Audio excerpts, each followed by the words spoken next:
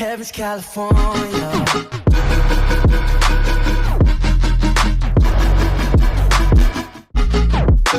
Yo guys, what's going on? Welcome back to another video, and today we are visiting the opposite end of the spectrum. We did a try not to laugh a couple of weeks ago. We had 16 laughs. Hopefully this time I won't do too badly. We are doing a try not to cry challenge. Now, I don't cry much. I've only cried a couple of times, which wasn't actually a physical injury where I'm hurting. That was Marley and Me, Toy Story 3, and A Dog Named Christmas, all films.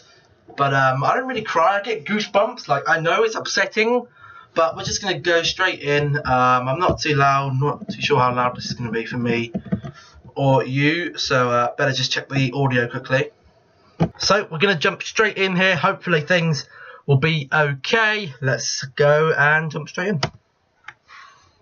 Try not to cry. Okay.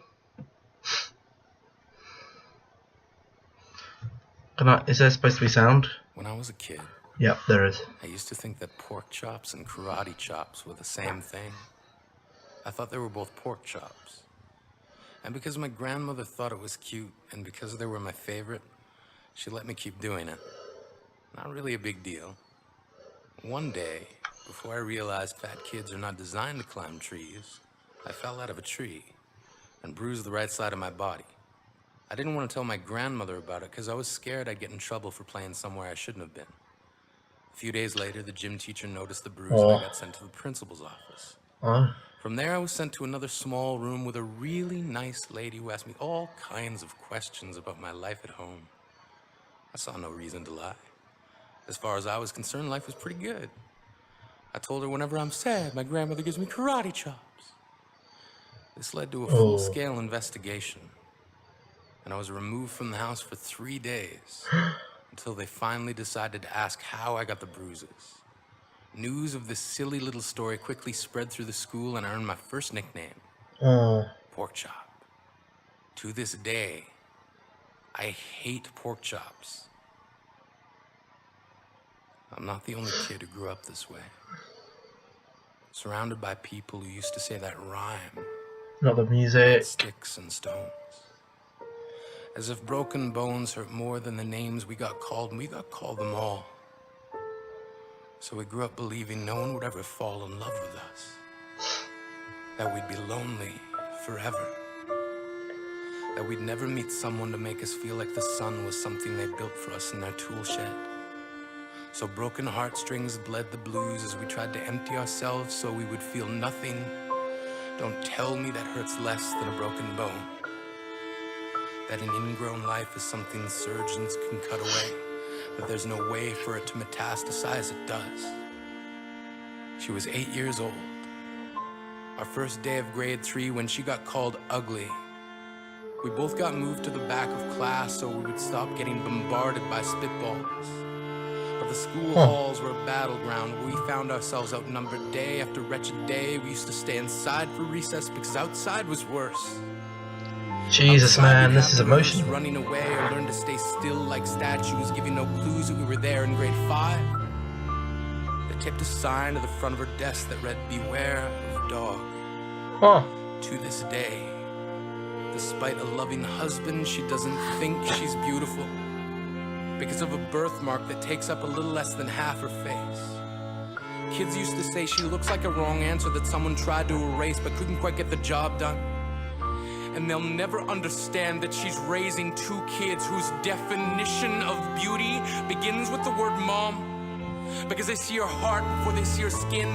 Because she's only ever always been amazing. He was a broken branch grafted onto a different family tree. Adopted. Not because his parents opted for a different destiny. He was 3 when it became a mixed drink of 1 part left alone and 2 parts tragedy. Started therapy in 8th grade. Had a personality made up of tests and pills. Lived like the uphills were mountains and the downhills were cliffs. 4/5 suicidal, a tidal wave of antidepressants, and an adolescence being called pauper. This isn't making me sad, so I'm not being cold-hearted and things. This isn't making me sad. It's truthful but not sad. Upsetting but not saddening. Still go home to mom and dad, had the audacity to tell him, get over it. As How if long is depression this? is something Ugh. that can be remedied by any of the contents found in a first aid kit. To this day, he is a stick of TNT lit from both ends. Could describe to in detail the way the sky bends in the moments before it's about to fall. And despite an army of friends who all call him an inspiration, he remains a conversation piece between people who can't understand. Sometimes being drug-free has less to do with addiction and more to do with sanity. We weren't the only kids who grew up this way. This isn't sad. To this day, kids are still being called names.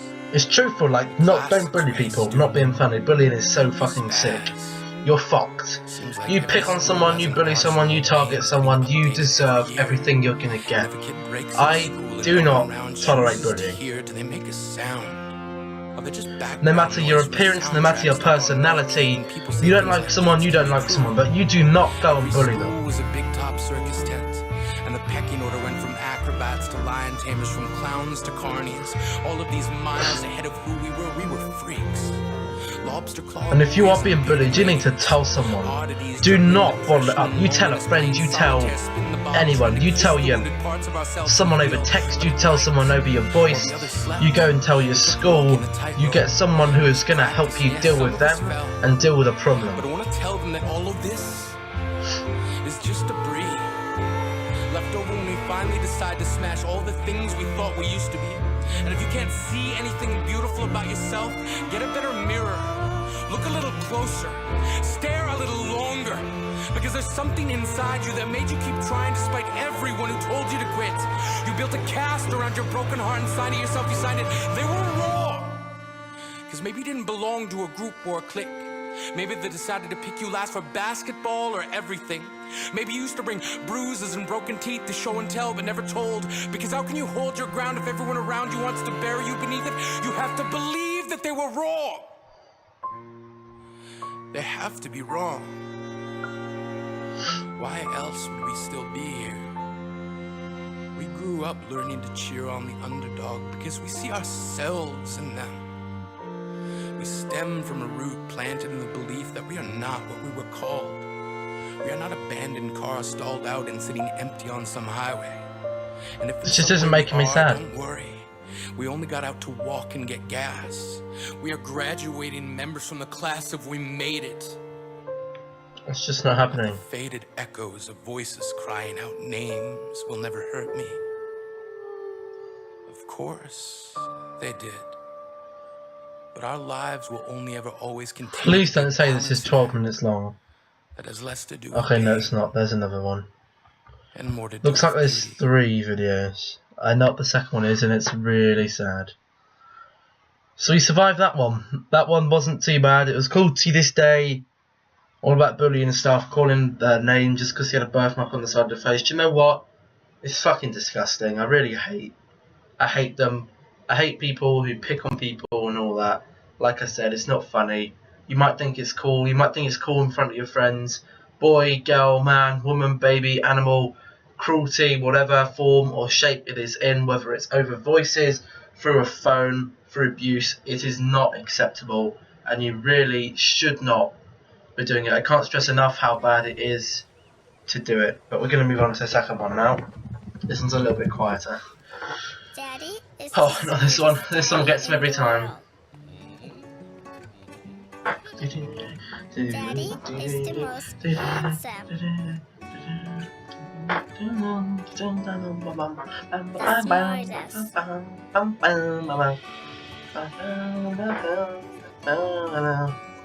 The most clever. The kindest.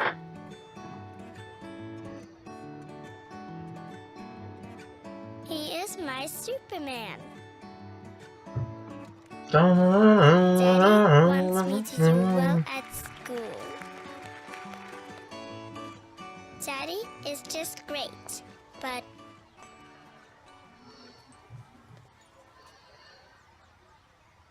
Here it comes, the goosebumps are coming, the goosebumps are coming. Here it is, that hits me like a train hitting a wall. Hits you, man, this one hits you bad.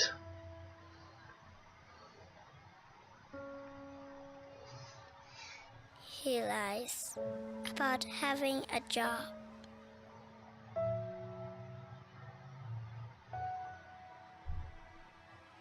He lies about having money.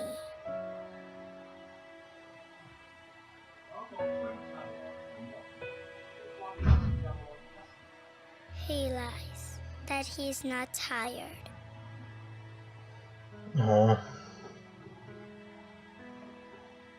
He lies that he's not hungry. He lies that we have everything.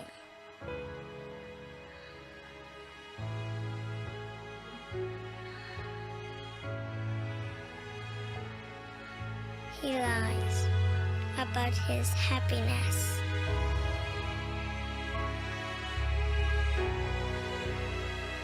He lies because of me. Whew.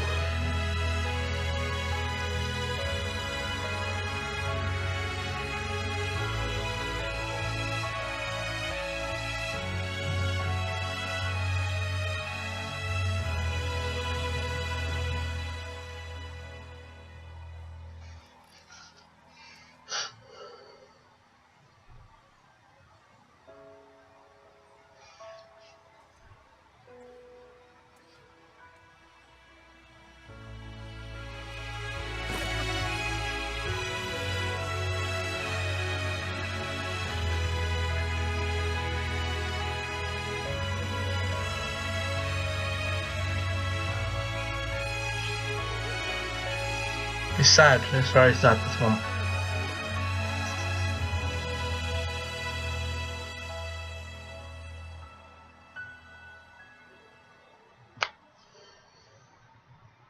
The goosebumps, you're not going to be able to see them, but I have goosebumps all over. Oh no, not this, not animals, I don't know. Oh no. Oh my god. No.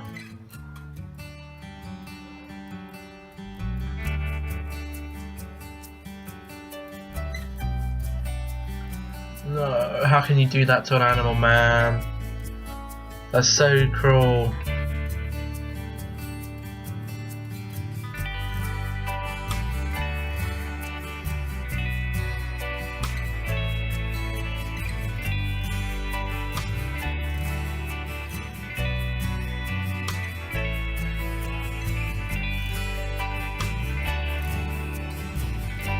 He needs to go in a bath or something, bro.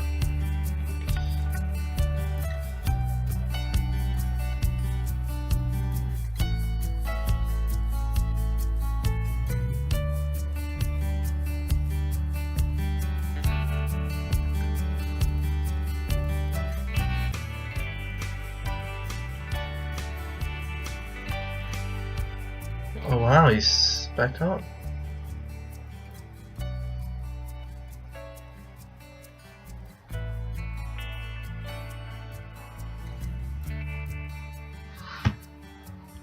That was it, really?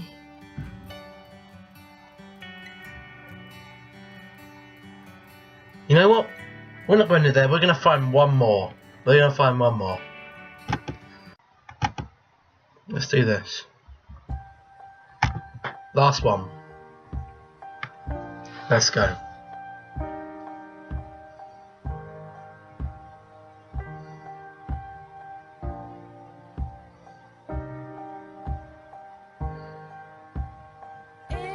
It was September 30th, 2008, when the doctor came in and he just said that my mom had a cardiac arrest. They told me that I had to make a decision. They said we can do A, we could try to revive her, but we'll probably break every bone in her body and she's feeling all the pain. Or B, you know, we'll just let life take its course and, you know, we'll let her pass in peace. So frantically, I had a minute to decide what I had to decide, either life or this. And, you know, I was told not to let Jesus, the I was man. going to make at that moment haunt me for the rest of my life. So I made the decision to let her go. I remember I just laid It at her will side, hold. Oh my god, and I was man. just weeping like crazy. I told her everything I was grateful for. I told her, thank you so much for how you raised me. And the sad thing about it is that was the only time I did it. I never did it before. I never told my mom how much I loved her. I never told her anything until that moment. After that, I remember I kissed her and I said goodbye. I went inside the waiting room. I heard all these noises again, but no pitter patter of the feet, no nothing, you know? And I remember I looked it up at him. I was like, is it over? And he said, yeah, it's over. To this day, she's always in the back of my mind every time I do my schoolwork. Everything I do. How old is this She guy? just taught me how to love, how to be kind, how to be real, how to be genuine towards people. Live every second as if your last, and always help the poor. Live simply so other people can simply live.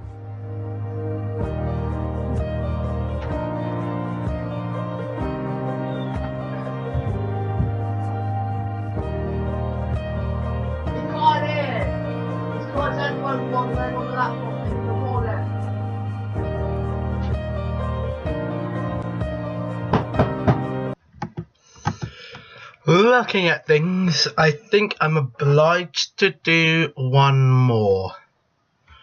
So let's do this one.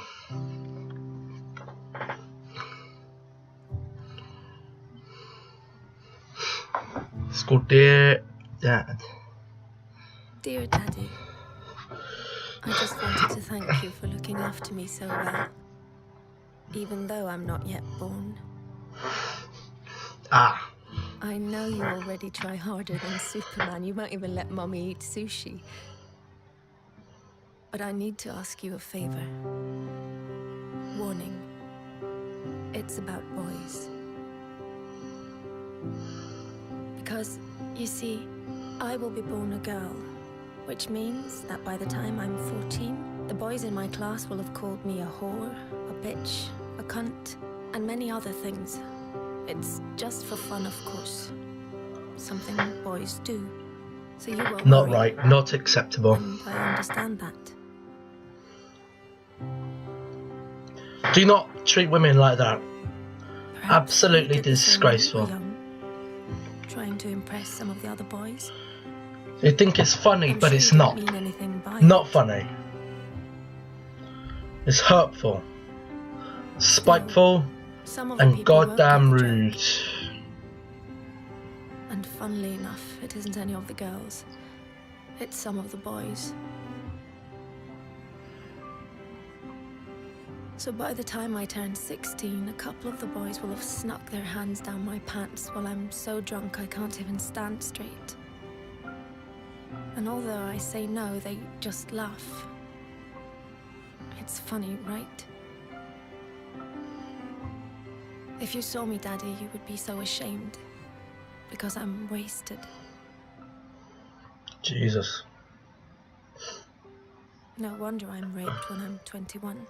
Oh, that is deep. 21 and on my way home in a taxi driven by the son of a guy you went swimming with every Wednesday. A Oh, guy who always told insulting jokes. But they were, of course, only jokes. So you laughed. Had you known that his son would end up raping me, you would have told him to get a grip. But how could you know? He was just a boy, telling weird jokes. And in any case, it wasn't your business. You were just being nice. But his son, raised on these jokes, becomes my business. not Then good. finally, I meet Mr. This is deep. Perfect. It's a bit And emotional. You're so happy for me, Daddy, because The he goose really pimples are here. adores me. And he's smart, with a great job, and all through the winter he goes cross-country skiing 3 times a week, just like you. But one day he stops being Mr. Perfect, and I don't know why. Wait, am I overreacting? One thing I do know, I'm not the victim type. I'm raised to be a strong and independent woman. But one night it's just all too much for him, with work and the in-laws and the wedding coming up. So he calls me a whore. Just like you called a girl in middle school a whore once. Then another day, he hits me. I mean, I'm way out of line. I can really be a bitch sometimes. But we're still the world's greatest couple, and I'm so confused because I love him and I hate him, and I'm not sure if I really did do something wrong, and then one day he almost kills me. It all goes black. Oh Even my though I god. have a PhD, a fantastic job, I'm loved by my friends and family, I'm well brought up, and nobody saw this coming. Dear Daddy, this is the favor I want to ask. One thing always leads to another. So please stop it before it gets the chance to begin. Don't let my brothers call girls whores, because they're not. And one day some little boy might think it's true. Don't accept insulting jokes from weird guys by the pool, or even friends, because behind every joke there is always some truth. Dear Daddy, I know you will protect me from lions, tigers, guns, cars, and even sushi without even thinking about the danger to your own life. But dear Daddy, I will be born a girl. Please do everything you can so that that won't stay the greatest danger of all.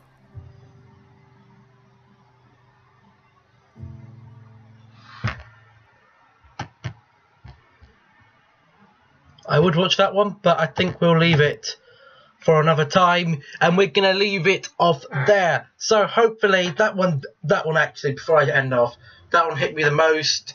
So true, so true. Hopefully, you guys are learning something by this. Just don't do anything. Don't call girls names. Don't call them whores. Don't call them sluts. Don't call them slags. Don't call them that. Even if you think it's a joke, you might think it's funny. Your mates might think it's funny. The lads might think it's funny, but they might not.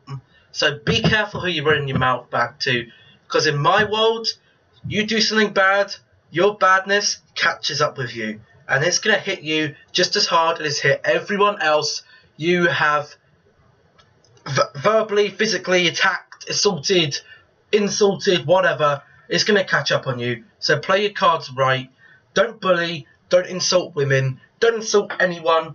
Don't attack animals. Don't do any of that, because it hits them. It hits you hard, and you're going to get payback.